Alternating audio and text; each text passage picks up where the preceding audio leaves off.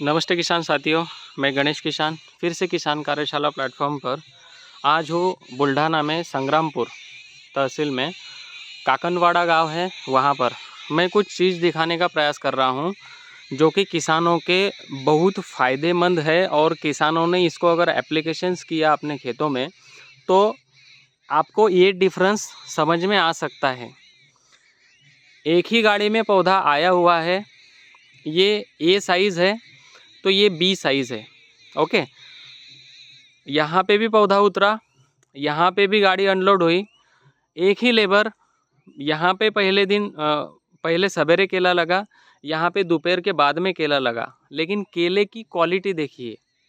अभी आप लोगों के मन में कई सारे क्वेश्चंस आएंगे कि ये किसान जो है ये काफ़ी हेवी फर्टिगेशन देता होगा या फिर इनका खर्चा बहुत ज़्यादा होगा, इनका कम होगा। तो नहीं, इनका खर्चा भी ज़्यादा है, इनका फर्टिगेशन भी ज़्यादा है और दोनों का सॉइल स्ट्रक्चर सेम है, ब्लैक कुछ नहीं है, दोनों भाई है, बीच में खाली रास्ता निकाला हुआ है।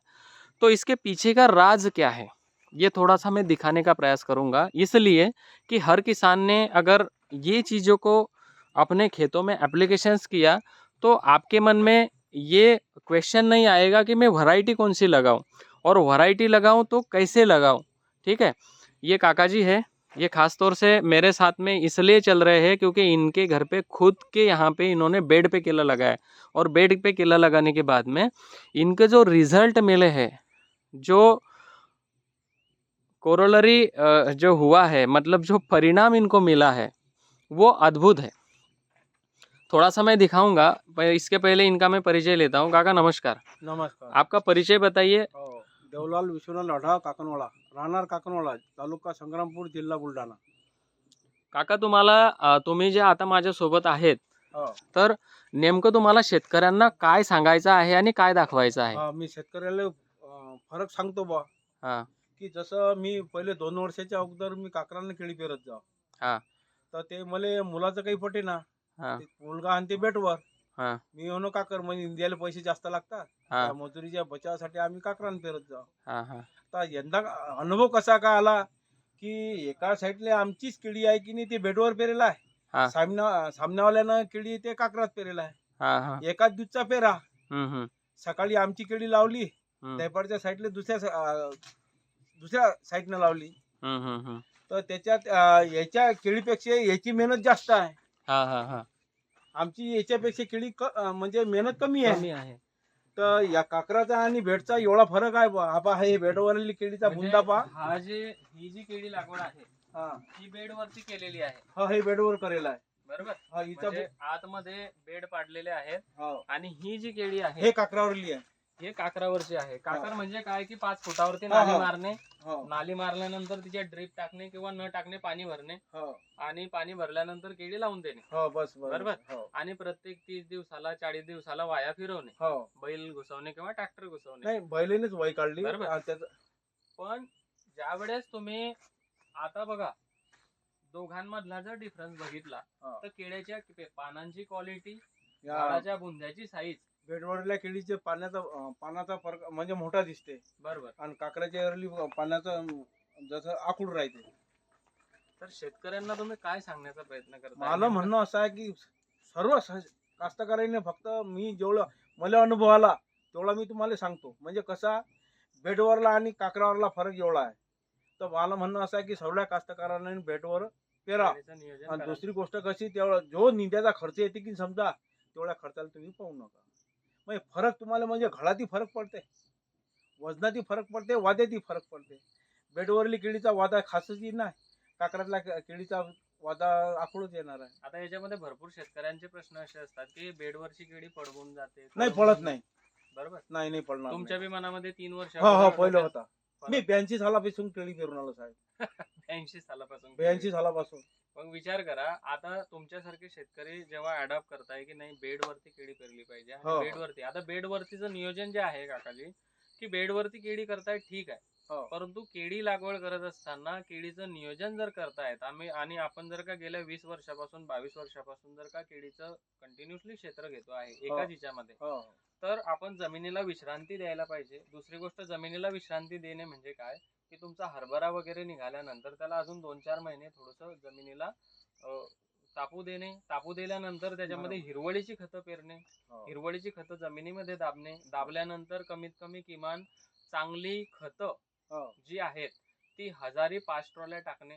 आता 5 ट्रॉल्या टाकणे म्हणजे काय की शेतामध्ये न फैलवता जमिनीची अगोदर मशागत करून घ्या. वरच्या 1-1.5 फुटाच्या जे हो. तुम्ही 9 इंचाची जी मशागत करतात ते बेड पाडून घ्या. नांगरती रोटर वगैरे जर केलं, बेड पाडून काढून घ्या. घ्या. बेड पाडल्यानंतर बेडवरती शेणखत आथरा आणि शेणखत एकरी 5 ट्रॉली जर तुम्ही बेडवरती टाकत असाल तर तिच्यावरती 4 ट्रॉली शेणखत टाका. 1 ट्रॉली शेणखत तुमच्या बेडवरती पडू द्या. बरोबर. ते याच्यासाठी पडू द्या की ज्या टायमाला तुम्ही शेतांमध्ये रासायनिक खतांचे जे बेसोल डोस भरतात तर ते बेसोल डोस भरत असताना त्यांना डायरेक्ट मातीवरती न टाकताना तुम्ही शेणखतामध्ये ते डीएपी, युरिया, पोटॅश जे बी टाकेल. तुम्ही रासायनिक खतं बरोबर. डायरेक्ट टाकताय ते त्याच्यामध्ये कालवा, त्याची भट्टी लावा.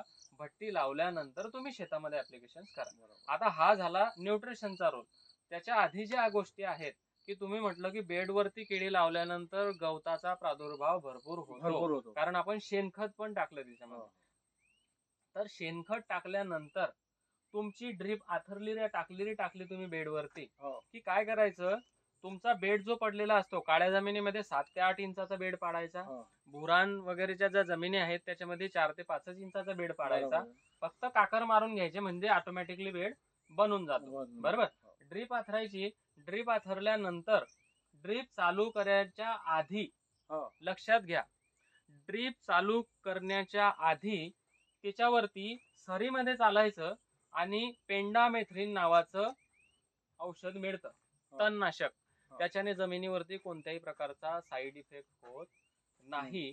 पेंडामेथ्रिन हे जर का तुम्ही बेडवरती जर शिंपडून घेतलं पाणी टाकायच्या अगोदर हो. तर काय करतं ते पेंडामेथ्रिन काय करतं, ह्या जमिनीवरती पडलेले जे गवताचे बारीक बारीक बियाणं जे बियाणं असतात असते. हो. त्या बियाण्यावरती ते जर गेलं तर ज्या टायमाला तुम्ही नळी चालू करतात हो. त्या टायमाला त्याचं जर्मिनेशन चालू होतं तर ते जर्मिनेशन होत नाही. नाही.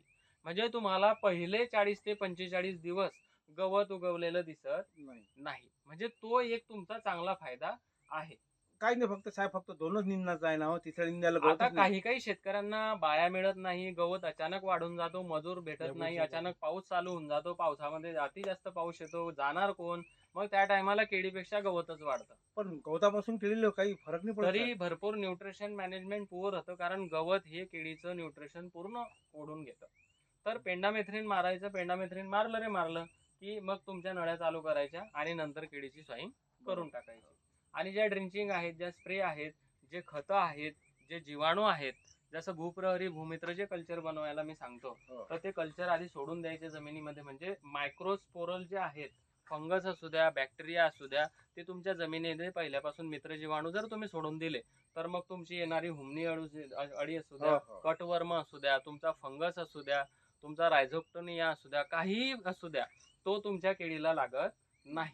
आणि वारंवार 15-15 दिवसाला सोडा कारण ते तुम्हाला एक वेळा बोलवायचं आहे. कंटिन्युअसली त्याचं मदर कल्चर बनवून सिस्टर कल्चर बनवून शेतांमध्ये सोडायचं आहे. त्याचे रिझल्ट तुम्हाला हो. 100% येतात.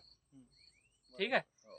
तर शेतकरी मित्रांनो, हा फक्त याच्यासाठी व्हिडिओ बनवलेला आहे की व्हरायटी तुम्ही कोणतीही चॉईस पेरा. करा, कुठेही लावा, परंतु लागवडी करण्याच्या आधी जर तुमच्या मनांमध्ये शंका असतील तर तुम्ही किसान कार्यशाला YouTube चॅनल जर बघत असाल तर कस्टमर केअरचे नंबर दिलेले आहेत. त्याच्यामध्ये तुम्ही फोन करा.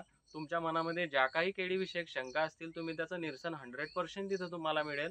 जेणेकरून माझ्याजवळ जर तुम्ही फोन करण्याचा प्रयत्न केला तर मी नेहमी टूरवरती असतो. तुम्ही माझ्या व्हॉट्सअपवरती मेसेज टाका, तुमच्या केळीची समस्या टाका, मी तुम्हाला एनी हाऊ जेव्हाही फ्री होतो त्या टायमाला तुम्हाला त्याचा रिप्लाय देतो. किंवा माझे जागोजागी पूर्ण भारतभर कमीत कमी 400 ते 500 माझे कृषी दूत बनवून ठेवलेले आहेत. जसं इथं तुम्हाला कृषी दूत म्हणून सण अनंत भाऊ जे मदत करतो. काहीही समस्या आली की ते तुमच्या समस्येचंच निराकरण करतात, मला ते विचारत नाही. जास्त मेजर समस्या जर आली तर मग ते मला फोटो टाकतात, मी त्याचं निराकरण करतो, मग ते खाली शेतकऱ्यांना पोहोचवतात. म्हणजे याला आपण कृषीदूत नाव दिलेलं आहे. तर तसे कृषीदूत प्रत्येक जिल्ह्यामध्ये प्रत्येक ठिकाणी आपण सोडून म्हणजे त्यांना कार्य दिलेलं आहे. ते निस्वार्थपणे तिथं ते कार्य करत आहेत. कधी आनंद भाऊने तुमच्याकडून पैशाची मागणी केली का? काही कोणत्या प्रकारचं प्रोडक्ट विकलं? म्हणजे असे कृषीदूत की जे केळी विषयक असू द्या, सोयाबीन असू द्या, हरभरा असू द्या, योग्य नियोजन कसं करायचं हे सांगण्याचं कार्य ते करतायत. आणि बरोबर. आम्ही जेवढं शिकलेलो आहोत, आम्ही जेवढं फिरतो आहे, आम्हाला जेवढं नॉलेज आम्ही घेतलेलं आहे, आम्हाला जेवढं नॉलेज समोरच्याकडून मिळतं आहे किंवा आम्ही आमचं जे नॉलेज देतो आहे, दोघांचं नॉलेज जे आहे एकमेकांना आदान-प्रदान करण्याचा हा सिस्टम आहे. किसान कार्यशाला यूट्यूब चॅनल. तुम्ही चॅनलवरती जा, सबस्क्राईब करा. तुम्हाला माहिती आवडली तर दुसऱ्याला व्हिडिओ पाठवा. बरोबर. ओके? हा एवढाच आहे.